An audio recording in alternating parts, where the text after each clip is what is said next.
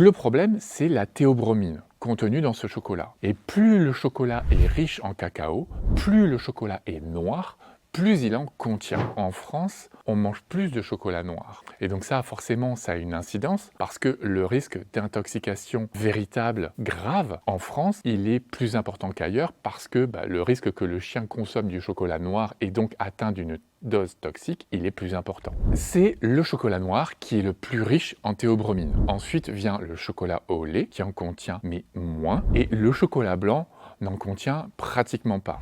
En fait, le chocolat blanc, il y a très peu de cacao dedans, c'est essentiellement des lipides, de la graisse. Donc ça, ce qui est bien, c'est que au moins le chocolat blanc, si jamais il devait en manger, le risque est pratiquement inexistant, puisque justement, il ne contient pas de cacao, donc pas de théobromine. Par contre, faites très attention au cacao en poudre, pour ceux qui en prennent par exemple au petit déjeuner, parce que le cacao en poudre, dedans, il y a encore plus de théobromine. C'est vraiment un concentré de théobromine, donc il faudra une très faible quantité de cacao en poudre pour provoquer des symptômes et l'intoxication.